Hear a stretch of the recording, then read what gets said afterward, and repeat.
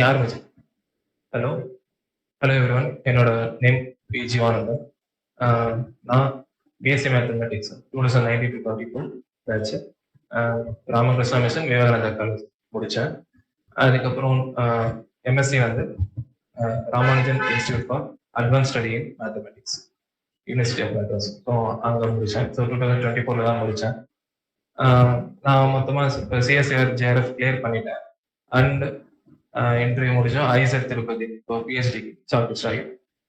So இப்போ நான் இந்த வீடியோ என்ன சொல்ல போறேன்னா, நான் என்னென்னலாம் பண்ணேன், என்னென்ன மிஸ்டேக்ஸ் பண்ணேன், அண்ட் நான் கிளினிஸ்க்கு அது என்னென்ன சொல்ல விரும்புகிறேன். ஸோ அதை பற்றி பார்ப்போம். நான் ஆக்சுவலாக 3 அட்டெம்ப்ட் கொடுத்தேன். எனக்கு 3rd அட்டெம்ப்ட்ல தான் கிளியர் ஆச்சு. ஸோ ஃபர்ஸ்ட் அட்டெம்ப்ட் எப்போனா 2023 ஜூலைல கொடுத்தேன். ஸோ அப்போ நான் படிக்கல, சும்மா ஜஸ்ட் லைக் போயிட்டு அட்டன் பண்ணேன். சும்மா அட்டன் பண்ணி ஸோ அட்டன் பண்ணவே எனக்கு 33-35 சம்திங் வந்துச்சு. அதுக்கப்புறம் சரி ஓகே படிப்போம், படிச்சுட்டு அதப்போ நம்ம எழுதலாம் சொல்லிட்டு ப்ரிப்பரேஷன் ஸ்டார்ட் பண்ணேன். பட் எனக்கு நிறைய கன்ஃபியூஷன்ஸ் இருந்துச்சு. எதை படிக்கிறது, அதாவது எதை படிக்கிறது, என்னென்ன டாபிக் ஃபோக்கஸ் பண்றது. மேஜரா பார்த்தோம்னா ஆல்ரெடி கிளியர் பண்ணவங்க படிச்சவங்க சொல்றது ஒரு 4 சப்ஜெக்ட் படிச்சா போதும் கிளியர் பண்ணிடலாம். என்னென்னா linear algebra, real analysis, complex analysis, abstract algebra. So இதை மட்டும் படிச்சாலே போதும், சிஎஸ்சிஆர் ஜேஆர்எஃப் கிளியர் பண்ணிடலாம் அப்படின்னு சொல்லுவாங்க. ஸோ எனக்கு ஓகே இந்த 4 சப்ஜெக்ட் படிச்சா ஓகே, ஆனால் இதில் என்னென்ன படிக்கிறது அப்படின்னு ஒரு கன்ஃபியூஷன்ஸ்லாம் இருந்துச்சு. ஸோ எனக்கு அது ஒரு கைடு இல்லை அப்படின்னு. ஸோ அதுக்கப்புறம் என்னோட ஃப்ரெண்ட்ஸ் எங்கள் ஆல்ரெடி கிளியர் பண்ணுவாங்க. ஸோ அவங்களெல்லாம் விசாரிச்சு பார்த்தேன். ஸோ அவங்கள ஜிஎம்ஐ ரெஃபர் பண்ணேன். ஸோ ஓகே அப்படின்னு சொல்லி நானும் டெமோ கிளாஸ் அட்டன் பண்ணி பார்த்தேன். ஓகே நல்லா தான் இருந்துச்சு. ஸோ அதனால நானும் ஜிஎம்ஐ ஜாயின் பண்ணேன். டிசம்பர் 2023 நான் ஜாயின் பண்ணேன். ஜாயின் பண்ணிட்டு ஒரு 1 மந்த் படிச்சிருப்பேன். அவ்வளோதான். ஆன்லைன்ல தான் ஜாயின் பண்ணேன். ஆஃப்லைன் வந்து போக முடியல, ஆன்லைன்ல தான் ஜாயின் பண்ணேன். ஸோ ஆன்லைன்ல பண்ணும்போது நான் நல்லா கவனிச்சேன். லீனியர் அல்ஜிப்ரா ஒரு 80-85% கிளாஸஸ் கவனிச்சேன். அதுக்கப்புறம் ரியல் அனாலிசிஸ் ஒரு 3 வீடியோஸ் கிட்ட பார்த்தேன். ஸோ இவ்வளோதான் என்னால் பார்க்க முடியுது. அதுக்கப்புறம் எனக்கு என்னாச்சுன்னா ப்ராஜெக்ட் ஒர்க்கு, செமினார் ஒர்க்கு, அந்த அகாடமிக் ஒர்க்ஸ், செமஸ்டர்ஸ், ஸோ அதில் டைம் செலவு பண்ணவே கரெக்டாக இருந்துச்சு. ஸோ அதனால் என்னால் கண்டினியூ பண்ண முடியும். ஸோ அதோட விட்டுட்டு என்னோட எம்எஸ்சி நல்லா முடிச்சிட்டேன். ஸோ முடிச்சதும் அகைன் நான் இதுக்கிடையில என்னன்னா டிசம்பர் 2023 வரக்கூடிய எக்ஸாம் நான் அட்டன் பண்ணேன். ஸோ நம்ம ப்ரிப்பேர் பண்ணல, ஸோ நம்ம ப்ரிப்பேர் பண்ணிட்டு அட்டன் பண்ணலாம் அப்படின்னு சொல்லிட்டு நான் அதை விட்டுட்டேன், அந்த வாய்ப்பு விட்டுட்டேன். அதோட நான் என்ன பண்ணேன், ஜூன் 2024 அட்டன் பண்ணேன். ஸோ அப்போ எனக்கு என்னாச்சுன்னா எனக்கு அரௌண்ட் 62 சம்திங் மார்க் எனக்கு எடுத்தேன். ஓகே, ஸோ அப்போ நம்ம இதை ப்ரிப்பேர் பண்ணுவோம். அகைன் டிசம்பர் 2024 நம்ம கிளியர் பண்ணிடலான்ற ஒரு நம்பிக்கையோட நான் அகைன் என்னோட ப்ரிப்பரேஷனை ஸ்டார்ட் பண்ணேன். ஸோ ஜாபுக்கு போயிட்டே தான் படித்தேன். ஸோ ஜாப் போயிட்டே படிக்கும்போது ரொம்ப டைம் இல்லை, இருந்த டைம்ல படித்தேன். நான் நிறைய என்னோட சக்ஸஸ் இவ்வளோ டிலே ஆனதுக்கு ரீசன் நான் சொல்றது என்னன்னா, நான் கொஞ்சம் ஃபோக்கஸ்டாக இல்லை, கன்சிஸ்டன்சியாக இல்லை. ஸோ அண்ட் குரூப் ஸ்டடி இல்லை. நான் என்னோட ஜூனியர்ஸை சொல்றது இந்த 3மே ஃபர்ஸ்ட். 3 இருந்தால் நீங்க சீக்கிரமே உங்களோட சக்ஸஸை அட்டைன் பண்ணலாம். ஓகேவா? ஸோ என்னாச்சுன்னா டிசம்பர் 2024 வர வேண்டிய எக்ஸாம் நமக்கு என்னாச்சுன்னா எல்லாருமே பிப்ரவரி 2024 தான் நடந்துச்சு. ஸோ அதை அட்டன் பண்ணியாச்சு. அட்டன் பண்ணிட்டு ரிசல்ட்டும் வந்துச்சு. ஸோ ரிசல்ட்டும் ஜேஆர்எஃப் கிளியர்.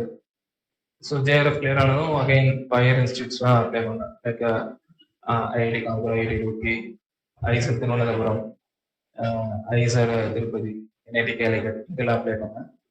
ஸோ இங்கெல்லாம் அப்ளை பண்ணும்போது எனக்கு எல்லாருமே கூப்பிட்டாங்க. ஸோ சம் பர்சனல் ரீசன்ஸ் என்னால் ஐஐடி கான்பூர், ஐஐடி ரூர்க்கி போக முடியாமல் போச்சு.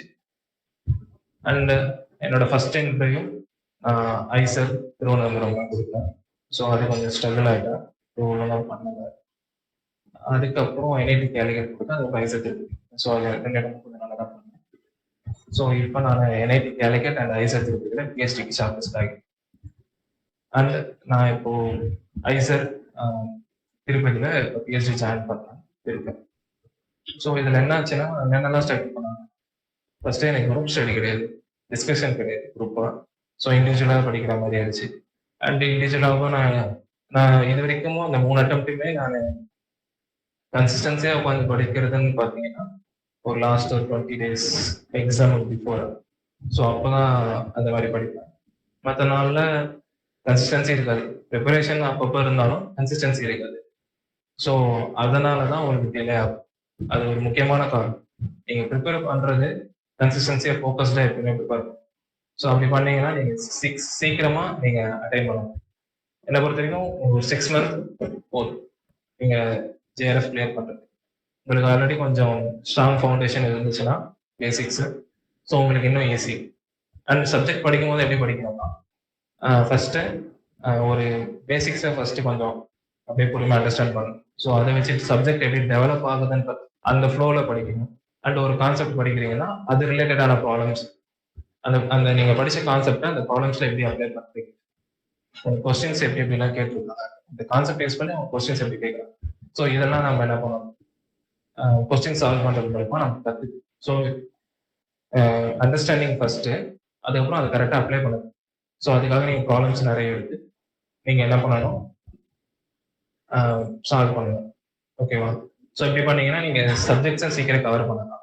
அண்ட் உங்களுக்கு இந்த சப்ஜெக்ட் நீங்கள் ஒரு கரெக்டான ஒரு ஃபவுண்டேஷனில் கொண்டு வரதுனால உங்களுக்கு வந்து இன்டர்வியூஸ்ல இது கம்பல்சரி யூஸ் ஆகும். கண்டிப்பாக அது நல்ல யூஸ் ஆகும். ஓகேவா? ஸோ லேசினஸ் வேணாம், சரி பண்ணுவோம் அந்த மாதிரி தாட்ஸ் வேணாம், கன்சிஸ்டன்சியாக பண்ணும். ஓகேவா? ஸோ என்னோட சக்ஸஸ் டிலே ஆனதுக்கு ரீசன், ஃபர்ஸ்ட் ரீசன் நான் கன்சிஸ்டன்சியாக இல்லை. ஸோ நீங்கள் அதை தப்பு பண்ணாதீங்க. ஓகேவா? அதே போல் நான் குரூப் டிஸ்கஷன் சொன்னேன். So group discussion must.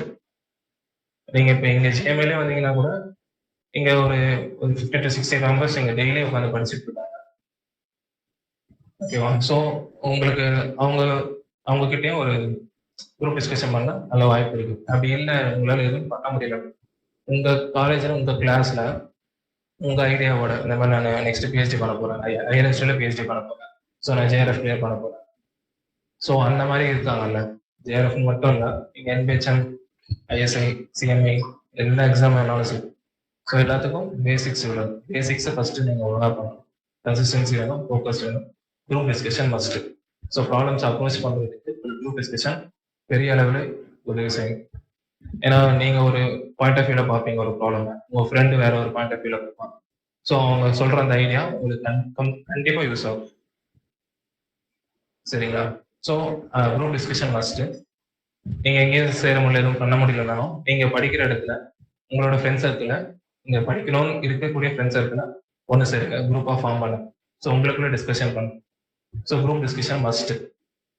ஓகேவா? அண்ட் நான் அப்போ ஜாயின் பண்ணதோட சரி, அதுக்கப்புறம் படி அகைன் நான் சிஎஸ்ஆர் ஜேஆர்எஃப் கிளியர் பண்ணதும் அகைன் இங்கே ஜிஎம்ஏ வந்தேன். ஒரு 1 week வந்திருப்பேன்.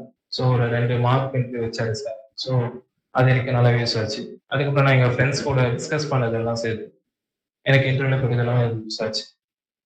அந்த இன்டர்வியூ நினைச்சா நீங்கள் பயப்பட வேணாம். இன்டர்வியூ எப்படி இருக்குன்னா, அவங்க ஃப்ரெண்டே தான் மூவ் பண்ணுவாங்க, ஃப்ரெண்டே தான் பேசுவாங்க. அவங்க பேசிக்ஸை தான் கேட்போம். நம்ம ஒன்றும் அப்படியே ஒரு தீரமாக ப்ரூஃப் பண்ணுங்க அந்த மாதிரிலாம் ரொம்ப ரொம்ப ரொம்ப ரேர். அந்த மாதிரிலாம் கொடுக்குது. அவங்க பேசிக்ஸ்ல தான் ஸ்டார்ட் பண்ணுவாங்க. நீங்கள் பேசிக்ஸை கிளியராக கரெக்டாக சொல்கிறீங்களான்றதை பார்ப்போம், அவ்வளோதான். ஸோ நீங்கள் அதை கரெக்டாக பண்ணாலே போதும். ஸோ அதை வச்சு தான் அவங்க நெக்ஸ்ட் கொஸ்டின் பண்ணுறது அதெல்லாமே நடக்கும். உங்களுக்கு ஆன்சர் தெரிஞ்சால் தெரியும்னு சொல்லலாம், தெரியலன்னா தெரியலன்னு சொல்லணும். சம்டைம்ஸ் அவங்க வேறு கொஸ்டின் போவாங்க, இல்லைன்னா மோஸ்ட்லி அவங்க ஹிண்ட்டை கொடுத்து உங்களை அந்த ப்ராப்ளம் சால்வ் பண்ண. உங்களுக்கு ஐடியா இருக்குன்னு தெரியும், அந்த டைம்ல உங்களுக்கு அது ஞாபகம் வராது, சொல்ல மாட்டீங்க. ஸோ அதனால அவங்க ஹிண்ட்டை கொடுத்து உங்களை மூவ் பண்ணுவாங்க. ஸோ நீங்க அந்த நேரத்துல நீங்க அந்த ஹிண்ட்டை குடிச்சு நீங்க மூவ் பண்ணிட்டீங்கன்னாலே அது உங்களுக்கு சக்சஸ் தான். அவங்க அதை தான் எதிர்பார்ப்பாங்க. ஒண்ணு உங்களுக்கு ஃபுல்லா தெரிஞ்சிருக்கு, அவங்க எல்லாமே உங்களுக்கு தெரிஞ்சிருக்கணும்ன்ற மைண்ட் செட் அவங்க கேள்வி கேட்குறாங்க. உங்களுக்கு தெரியலனாலும் ஹிண்ட்டை கிடைச்சி உங்களால உடனே ரிகவர் பண்ணி உங்களால மூவ் பண்ண முடியுதா அதை பார்ப்பாங்க. ஸோ இந்த அளவு தான் இருக்கும், பேசிக்ஸ் தான் இருக்கும். ஸோ நீங்க ரொம்ப பயப்படலாம் வேணாம். ஓகேவா? ஸோ நான் பண்ண மிஸ்டேக்ஸ், கன்சிஸ்டன்சி முக்கியம், ஃபோக்கஸ்டு முக்கியம். என்னதான் உங்களுக்கு மற்ற அகாடமிக் ஒர்க் வந்தாலும் இல்லை வேற எதனா ஜாப் வாங்கலாம், ஒரு கன்சிஸ்டன்சி ஸ்டடீஸ்ல ஃபர்ஸ்ட். அதுக்கப்புறம் குரூப் டிஸ்கஷன் அந்த ப்ராப்ளம் சால்விங்கும் பேசிக்ஸை படிச்சு அதுல சப்ஜெக்ட் எப்படி டெவலப் ஆகுதுன்ற மாதிரி படிச்சு அதுக்கப்புறம் அந்த அந்த கான்செப்டை நீங்க ப்ராப்ளம் பார்ப்பீங்க. ஸோ இப்படி பண்ணீங்கன்னா நீங்க ஓவராலா அந்த சப்ஜெக்ட் நல்ல புரிதலோட இருப்பீங்க. ஸோ அது உங்களுக்கு சிஎஸ்ஆர் ஜேஆர்எஃப் இந்த எக்ஸாம்ஸ் கிளியர் பண்றதுலயும் யூஸ் ஆகும். அதுக்கு அடுத்து இன்ட்ரெஸ்ட் கிளியர் பண்றது யூஸ் ஆகும். அண்ட் உங்க கோர்ஸ் ஒர்க்கும் நீங்க நல்லா பண்ணுவீங்க. அடுத்தடுத்து அது உங்களுக்கு இம்ப்ரூவ் கொடுத்துட்டே இருக்கும்.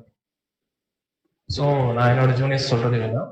ஸோ நான் இப்படி சொன்ன மாதிரி நீங்க கொஞ்சம் என்னென்னலாம் பண்ணணும் பாருங்க. கன்சிஸ்டன்சி, ஃபோக்கஸ்டா இருங்க, குரூப் டிஸ்கஷன் பண்ணுங்க, ஃப்ரெண்ட்ஸோட டிஸ்கஷன் பண்ணுங்க. இது ஒன்றும் செமஸ்டர் எக்ஸாம் இல்லை. நம்மளோட நம்ம ஃப்ரெண்ட் அதிக மார்க் எடுப்போம் அவனுக்கு சொல்லி தருவோட அப்படின்னா நீங்க எவ்வளவுக்கு எவ்வளவு குரூப் டிஸ்கஷன் பண்றீங்களோ அவ்வளவுக்கு எவ்வளவு நீங்க இம்ப்ரூவ் ஆகும்.